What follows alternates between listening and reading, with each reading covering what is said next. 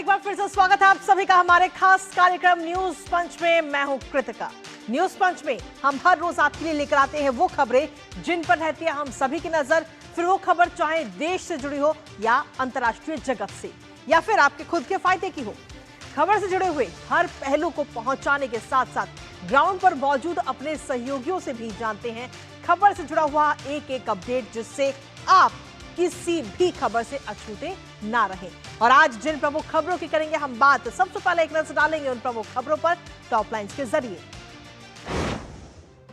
और सबसे पहली और प्रमुख खबर है पश्चिम बंगाल से जुड़ी, जहां 2 चरणों में होने हैं चुनाव और चुनाव से पहले इस वक्त चुनाव आयुक्त सतर्क मोड में है। जी हां, कई सारे एक के बाद एक फैसले इस समय लिए जा रहे हैं, तबादले भी अधिकारियों के वहां पर हो रहे हैं और अब एक और बड़ा फैसला लिया गया चुनाव आयोग की तरफ से। आखिर कौन सा है ये बड़ा फैसला, बताएंगे इस खबर के बारे में विस्तार से आपको। लेकिन इसके साथ ही जो दूसरी प्रमुख खबर वो है देश से जुड़ी हुई, जहां एलपीजी सिलेंडर को लेकर के और जमाखोरों पर शिकंजा कसा जा रहा है और झूठे दावों की भी पोल खुलती हुई नजर आ रही है। यानी कि सीधे तौर पर जो राज्य सरकारें हैं वो कालाबाजारी को रोकने के लिए तमाम एक्शन लेती हुई इस वक्त नजर आ रही है। बताएंगे इस खबर के बारे में भी विस्तार से आपको।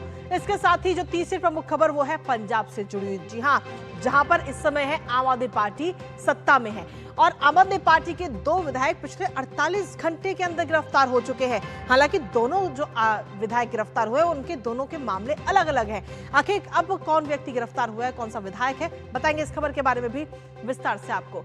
तो चलिए शुरुआत करते हैं पहली और प्रमुख खबर के साथ, जहां आपको बता दें कि सबसे पहले बात पश्चिम बंगाल की, जहां 2 चरणों में विधानसभा के चुनाव होने हैं। पहला 23 अप्रैल को और दूसरा 28 अप्रैल को, जिसके बाद आपको बता दें कि नतीजे आएंगे और 4 मई को। और ऐसे में चुनाव आयोग पूरी तैयारियां कर रहा है निष्पक्ष और पारदर्शिता के साथ चुनाव कराने के लिए। इसके तहत प्रदेश में कई बड़े कदम भी चुनाव आयोग इस समय उठा रहा है। कई अधिकारियों के तबादले किए गए और अब एक और बड़ा कदम चुनाव आयोग ने उठाया है। चुनाव आयोग ने जिला निर्वाचन अधिकारियों को सतर्क करते हुए कहा कि चुनावी तैयारियों में किसी भी संविदा कर्मी यानी कि कॉन्ट्रैक्ट कर्मी को काम में नहीं लगाया जा सकता और इसके लिए 30 मार्च तक का समय भी दिया गया। आखिर ये कदम चुनाव आयोग ने क्यों उठाया है, क्या है इसके पीछे का मुख्य कारण, जानेंगे अपने संवाददाता से। उससे पहले आपको दिखाते हैं एक्शन मोड में बंगाल के सीईओ। तो जी हां, चुनाव आयोग के निर्देश दिए गए हैं। ये निर्देश इस समय जारी हुए हैं और आगामी विधानसभा चुनाव को लेकर ये निर्देश इस समय जारी किए गए हैं। एक्शन मोड में इस वक्त बंगाल के सीईओ चुनावी तैयारियों में संविदा कर्मी काम नहीं करेंगे, ये बात कही गई है।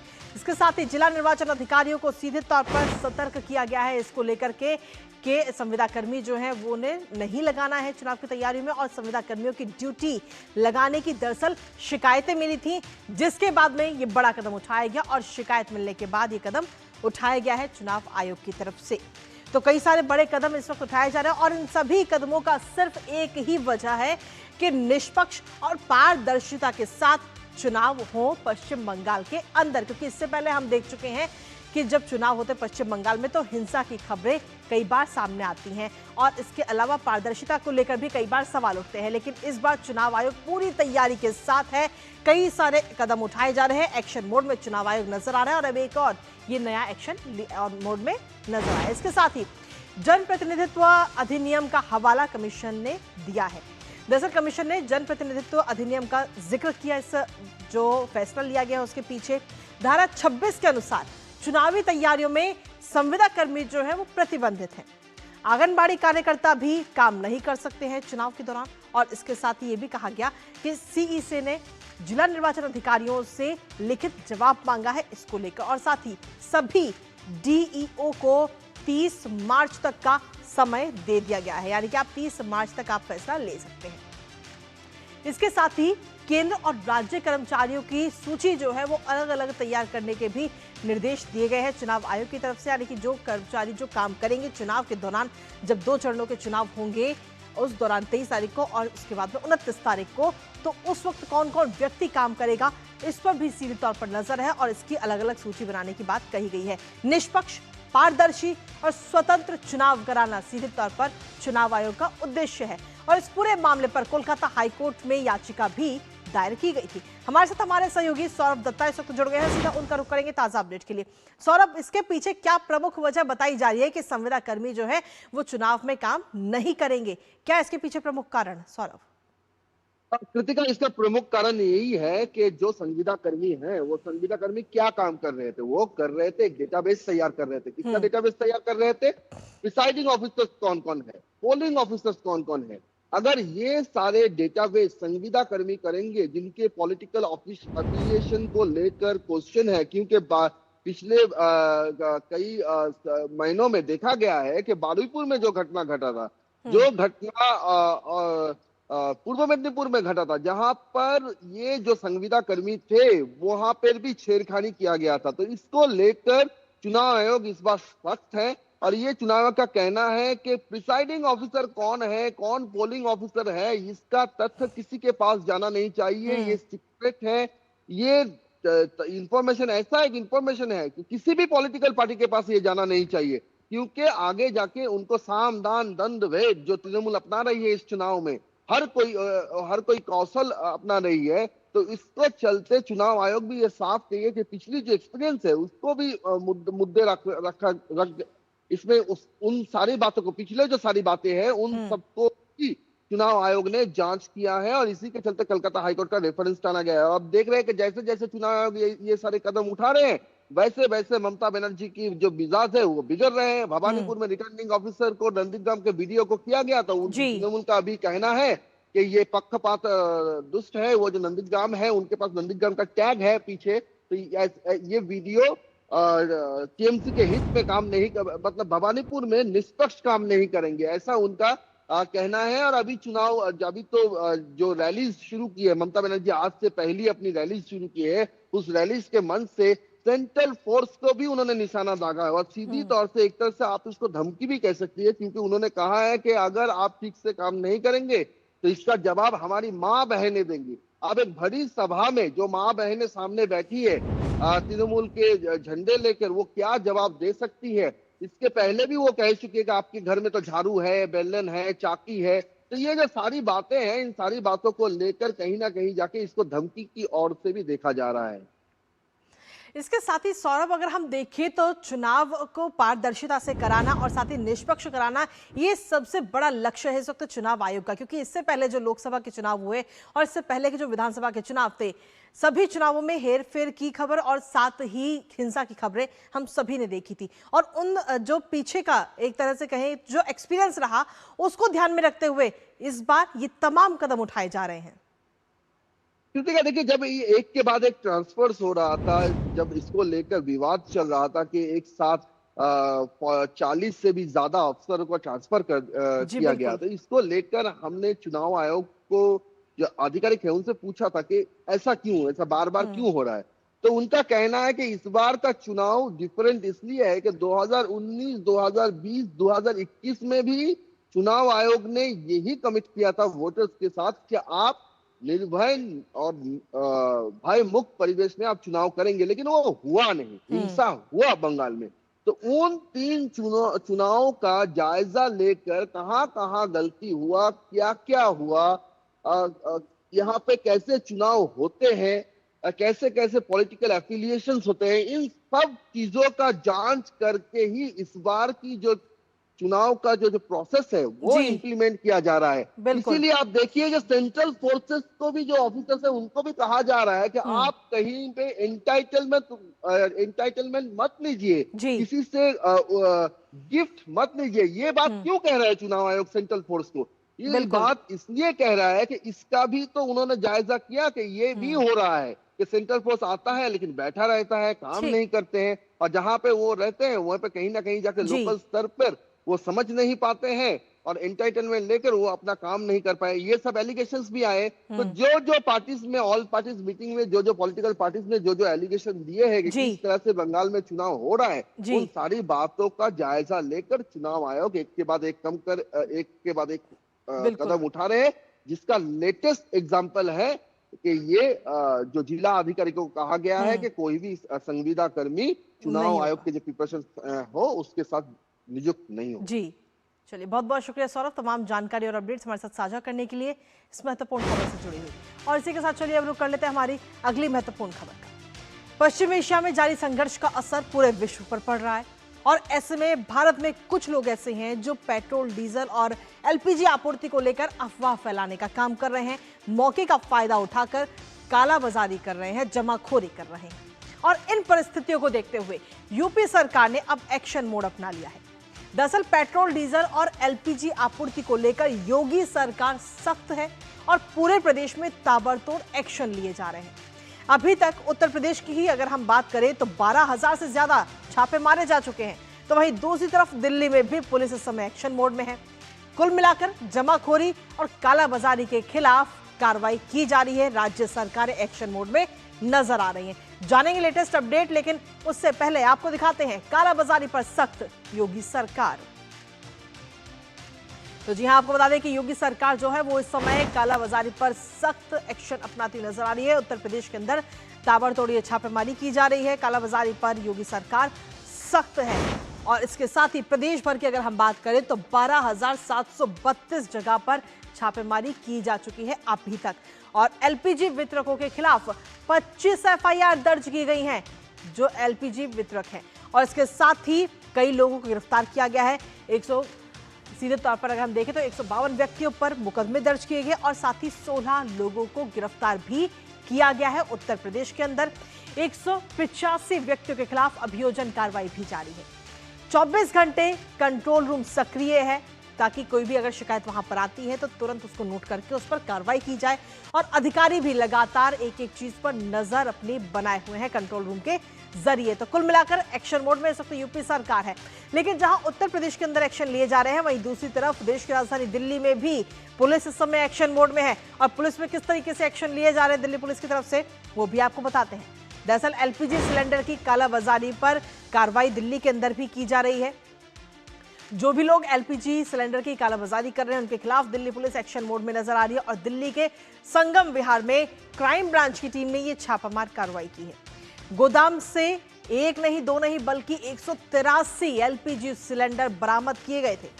और इन 183 एलपीजी सिलेंडर में से 154 एलपीजी सिलेंडर भरे हुए बरामद हुए हैं, बाकी सभी सिलेंडर खाली हैं। 4 लोगों के खिलाफ कानूनी कार्रवाई भी अब इस पूरे मामले को लेकर की गई है। तो सिर्फ उत्तर प्रदेश नहीं बल्कि दिल्ली में भी ये कार्रवाई की जा रही है और दिल्ली के अलावा देश के जो अन्य तमाम राज्य हैं वहां पर भी ये कार्रवाई की जा रही है, क्योंकि केंद्र सरकार की तरफ से सीधे तौर पर ये निर्देश दिए गए हैं राज्य सरकारों को कि कोई भी व्यक्ति अगर एलपीजी सिलेंडर की कालाबाजारी करता है, अफवाह फैलाता है या फिर जमाखोरी करता है तो उसके खिलाफ राज्य सरकारें एक्शन लें, जिसके बाद में अब दिल्ली के अंदर और साथ ही उत्तर प्रदेश के अंदर एक्शन लिया गया है। लेकिन वहीं दूसरी तरफ झूठे दावों की पोल भी सरकार ने खोली है। एलपीजी बुकिंग को लेकर कई तरह की अफवाहें इस समय फैलाई जा रही हैं लोगों के बीच में, जिससे कि लोग पैनिक हो रहे हैं और जल्दबाजी में सिलेंडर की बुकिंग कर रहे हैं। लेकिन अब इस पर सरकार ने अपनी बात रखी है और कहा है बुकिंग के लिए नियमों में बदलाव की जो बात है वो पूरी तरह से भ्रामक खबर है। ये बात सरकार ने कही। साथ ही कहा कि नियमों में किसी प्रकार का कोई भी बदलाव नहीं हुआ है।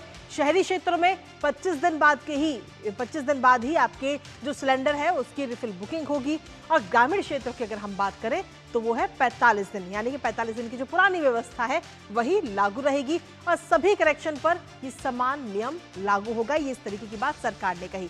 और सरकार ने यह भी कहा कि देश में एलपीजी का पर्याप्त भंडार इस समय मौजूद है, तो ऐसे में जो आम लोग हैं वो किसी भी प्रकार से पैनिक ना हो, किसी भी अफवाह पर ध्यान बिल्कुल ना दें।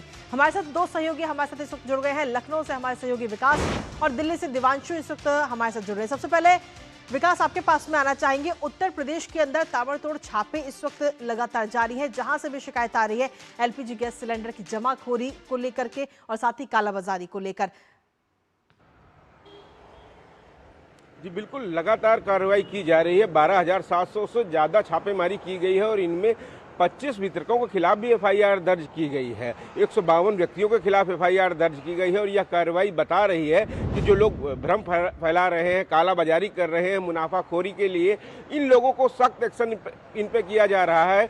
चीफ सेक्रेटरी की तरफ से सभी जिला अधिकारियों को निर्देश दिए गए हैं कि वो पूरी प्रॉपर इस व्यवस्था पर मॉनिटरिंग करें। पूर्ति विभाग और जिला प्रशासन मिलकर लगातार निगरानी बरत रहा है। जितने भी वितरक हैं प्रदेश में 4100 उन सभी जगहों पर बराबर इसलिए निगरानी बरतें कि किस तरीके से डिमांड आ रही है, उनकी किस तरीके से सप्लाई है, स्टॉक में कमी ना होने पाए, इसके लिए लगातार मॉनिटरिंग की जाती है। और सबसे बड़ी बात है कि ऐसे मौक़ों पर जो लोग कालाबाजारी करते हैं, ये सब इन लोगों पर सख्त एक्शन में आ गई है सरकार। लगभग 185 अभियोजन दर्ज किए गए हैं। तो ये इस बात को दर्शा रहे हैं कि अगर कोई ऐसे काम कृत्य करेगा, गलत कृत्य करेगा, उसके खिलाफ लगातार चौकसी बरती जा रही है, 24/7 निगरानी बरती जा रही है। कंट्रोल रूम बनाए गए हैं हर डिस्ट्रिक्ट में, स्टेट लेवल पर बनाए गए हैं। तो इन सभी जगहों से हर वितरक के संपर्क में है और आम लोग अगर उनको कोई शिकायत है, ये शिकायत उन लोगों पर भी अगर करते हैं, किसी वितरक पे करते हैं और शिकायत सही पाई जाती है तो वहां पर भी कार्रवाई की गई है। क्योंकि इसी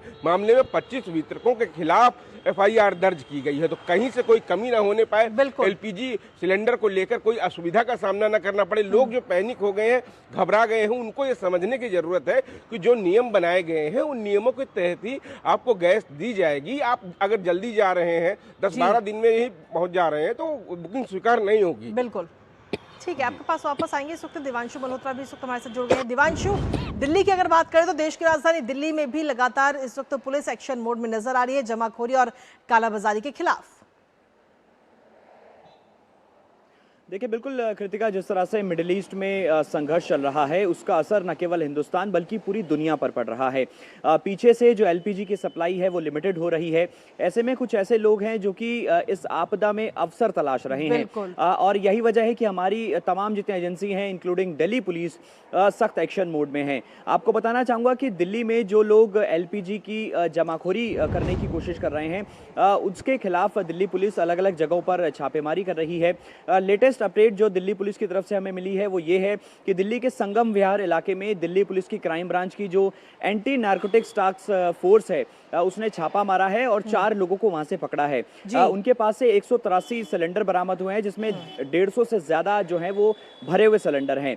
इसके अलावा दिल्ली पुलिस की जो द्वारका डिस्ट्रिक्ट की पुलिस है वहां के जो स्पेशल स्टाफ है उसने भी छावला इलाके में छापेमारी की है और 60 से ज्यादा सिलेंडर वहां से भी बरामद किए हैं। तो कुल मिला के जो लोग इस आपदा में अवसर तलाशने की कोशिश कर रहे हैं वो ये समझ लें कि दिल्ली पुलिस की उन पर नजर है और जैसे भी वो हैं वो पकड़े जाएंगे और उनके खिलाफ कानूनी कार्रवाई की जाएगी। जी चलिए, बहुत बहुत शुक्रिया तमाम जानकारी हमारे साथ साझा करने के लिए दिवांशु, और साथ ही विकास आपका भी बहुत बहुत शुक्रिया तमाम अपडेट्स हमारे साथ साझा करने के लिए। और इसी बीच न्यूज पंच वक्त एक छोटे से ब्रेक का है, आप बने रहिए हमारे साथ और देखते रहिए DD न्यूज। पढ़ता है, खेलता है, झूलता उछलता है, दौड़ता कभी कभी दौड़ कराता है, आगे आगे बढ़ता है इंडिया, अमूल दूध पीता है इंडिया।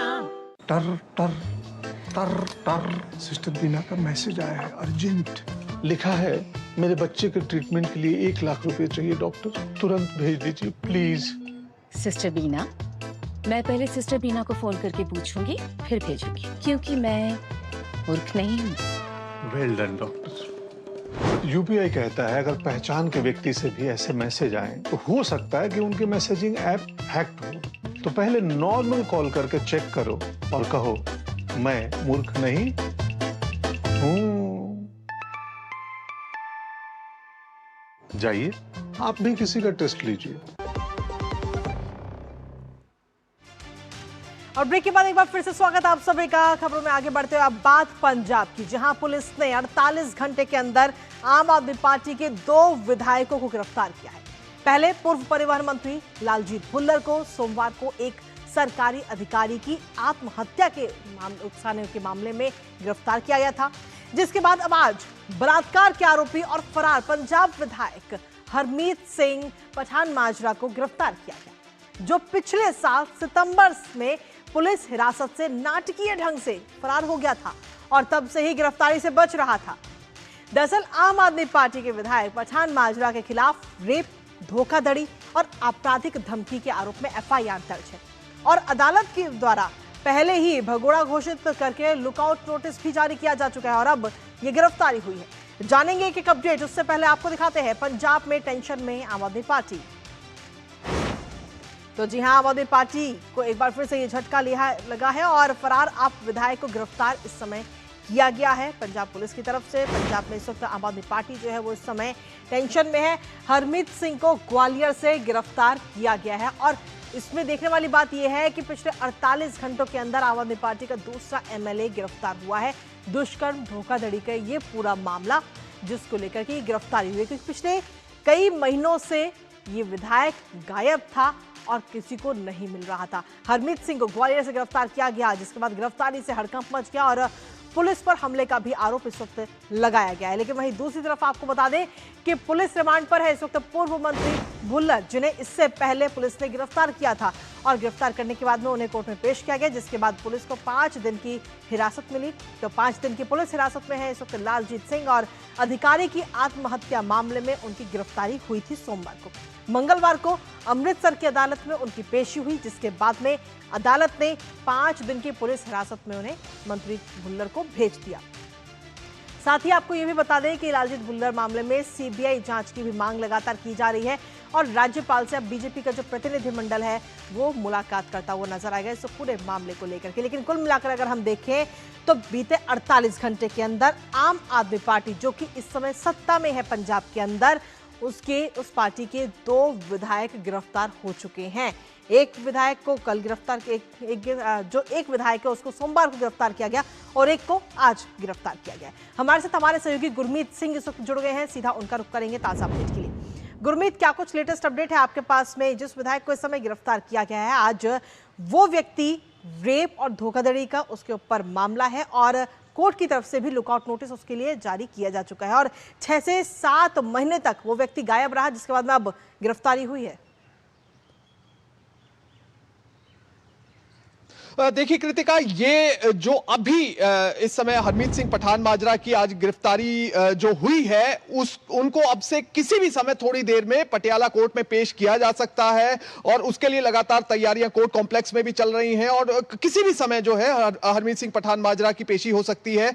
और ये जो मामला है, दरअसल ये ऐसा है कि पुलिस को इनपुट मिली थी कि जो हरमीत सिंह पठान माजरा हैं उनकी मध्य प्रदेश में ग्वालियर के आसपास से जमीनें, उनकी प्रॉपर्टी है, तो उसको देखने के लिए वो अक्सर वहां पर जाया आया करते हैं। तो इसे लेकर अब से 2 दिन पहले पुलिस को इंटेलिजेंस इनपुट मिली थी कि हरमीत सिंह पठान माजरा इस समय ग्वालियर और शिवपुरी, जो ये स्ट्रेच है 166 किलोमीटर का, इसके बीच में ही किसी जगह पर उनकी लोकेशन वो आ रही है। हालांकि उन्होंने अपना फोन, जो पुराना मोबाइल फोन नंबर था, वो बंद किया हुआ था, मगर पुलिस की टीमें वहां पर पहुंची और पंजाब पुलिस के 2 एसपी स्तर के अधिकारी, एक डीएसपी स्तर के अधिकारी और 4 इंस्पेक्टर समेत ये एक बड़ी 5 से 6 टीमें जो है पंजाब पुलिस की बनाई गई थी और लगातार ये हरमीत सिंह पठान माजरा को ढूंढ रही थी, जिसके बाद उनकी गिरफ्तारी हुई। और उसके बाद पंजाब पुलिस देर रात बताया जा रहा है कि हरमीत सिंह पठान माजरा को लेकर पंजाब में आई, पटियाला में आई। और ये जो मामला है, ये दरअसल पिछले साल से रिलेटेड है। पिछले साल सितंबर के महीने में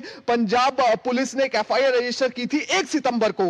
एक महिला, 45 वर्षीय महिला का आरोप यह था कि हरमीत सिंह पठान माजरा पहले से शादीशुदा थे और उनके साथ दूसरा विवाह करवाया। उन्हें यह जानकारी नहीं दी गई कि उनका पहले विवाह हो चुका है और उनके पहले विवाह के बारे में सही जानकारी उनके साथ नहीं साझा की गई थी।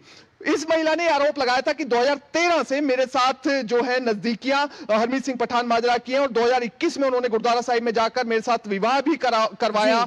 मगर इस महिला ने जो है अपनी कंप्लेंट फाइनली पुलिस को दी और 1 सितंबर को एफआईआर रजिस्टर होती है और 2 सितंबर को जो पंजाब पुलिस है, पटियाला पुलिस, वो अरेस्ट करने के लिए सीआईए की टीम करनाल में पहुंचती है हरमीत सिंह पठान माजरा को। मगर वहां से पुलिस का यह कहना है कि जैसे ही हरमीत सिंह पठान माजरा ने पुलिस की टीम को देखा तो हरमीत सिंह पठान माजरा और उनके समर्थक जो हैं वो किसी भी तरह से उनको बचाने के लिए उग्र हो गए। पुलिस की टीम पर हमला किया गया। वहां से फाइनली जो है हरमीत सिंह पठान माजरा निकल गए। इसके बाद कोर्ट में यह मामला जैसे पहुंचा, कोर्ट ने प्रोक्लेम्ड ऑफेंडर उन्हें घोषित किया, लुकआउट नोटिस फाइनली जारी किया गया। मगर इस बीच जो है, जो हरमीत सिंह पठान माजरा है उनके बारे में बताया जा रहा है कि वो ऑस्ट्रेलिया पहुंच जाते हैं। ऑस्ट्रेलिया में वहां पर जाकर खुलेआम मीडिया को इंटरव्यू भी देते हैं, अपना पक्ष रखते हैं। और इसके बाद जो पुलिस के पास भी इनपुट थी कि तकरीबन 5 से 6 दिन पहले ऑस्ट्रेलिया से हरमीत सिंह पठान माजरा वापिस भारत आते हैं और वो सीधा मध्य प्रदेश जाते हैं। हालांकि उनका पंजाब आने का प्लान था, मगर वो कैंसिल हुआ और वो सीधे मध्य प्रदेश पहुंचे और उनके मध्य प्रदेश प्रदेश पहुंचने के बाद पुलिस की टीमें, जो 5-6 टीमें लगातार उन्हें खोज रही थी, वो हरमीत सिंह पठान माजरा के पास पहुंची, उनको गिरफ्त में लिया और फाइनली उन्हें पंजाब में लाया गया। और यह बताया जा रहा है कि हरमीत सिंह पठान माजरा स्कॉर्पियो गाड़ी में अपने 3 और साथियों के साथ जो है वो वहां पर घूम रहे थे जब पुलिस की दबिश वहां पर पड़ी है। तो ये जो पूरा मामला है ये कुछ इस तरह से, और इसके साथ ही जनवरी 2026 में, जब पिछले साल सितंबर में जो ये पूरी घटना हुई, जिस समय हरमीत सिंह पठान माजरा को अरेस्ट करने की कोशिश की गई, उसके बाद लगातार पठान माजरा कोर्ट का रुख करते रहे और किसी भी तरह से जब पीओ उन्हें डिक्लेयर किया गया तो उसमें राहत की कोशिश उनकी तरफ से की जाती रही। हाई कोर्ट में उन्होंने पीओ की जो कार्रवाई है उसको चुनौती दी, मगर हाई कोर्ट ने उसको खारिज कर दिया था और फिर फाइनली उनका पटियाला का जो सरकारी आवास है वो भी खाली करवाया गया। पठान माजरा का ये कहना है कि उन्होंने जिस समय पंजाब में बाढ़ आई थी तो बाढ़ के समय उन्होंने पंजाब सरकार के रुख और उनके एक्शन को लेकर कई तरह के सवाल खड़े किए थे, जिसके बाद पंजाब सरकार उनके खिलाफ हो गई थी। पठान माजरा का ये तर्क है और उसके बाद ही उनके खिलाफ ये मामला जो है रजिस्टर किया गया, जो कि उनकी ओर से उनका यह कहना है कि सही नहीं है। उनका यह तर्क है कि रोपड़ के डीआईजी को हाई कोर्ट ने मार्क की थी इसकी इंक्वायरी। रोपड़ के डीआईजी ने इंक्वायरी में यह लिखा था अपनी रिपोर्ट में कि उनकी कोई इस मामले में गलती नहीं है, उन्हें क्लीन चिट दी गई थी क्योंकि वो जो महिला है वो उनकी धर्मपत्नी है। दूसरा उनका तर्क ये था कि ये जो एफआईआर उनके खिलाफ रजिस्टर की गई है तो एफआईआर में कंप्लेंट की डेट नहीं लिखी गई है। हरमीत सिंह पठान माजरा का ये कहना है कि जो एफआईआर की जिस बेस पे, जिस कंप्लेंट के बेस पर दर्ज की गई है वो कंप्लेंट 2022 में की गई थी। फिलहाल कुल मिलाकर अगर हम देखें तो अब से कुछ ही देर में पुलिस का पेशी होगी और देखना होगा कि कोर्ट की तरफ से क्या कुछ निर्देश दिया जाता है, देखना होगा। आप इस पर अपनी नजर लगातार बनाए रखिएगा। फिलहाल बहुत बहुत शुक्रिया गुरमीत, तमाम जानकारी और अपडेट्स हमारे साथ साझा करने के लिए, इस महत्वपूर्ण खबर से जुड़े हुए। और इसी के साथ फिलहाल न्यूज पंच में मुझे और हमारी पूरी टीम को दीजिए अनुमति इस वादे के साथ कि कल सुबह 10:30 बजे फिर होगी आपसे मुलाकात। तब तक के लिए नमस्कार।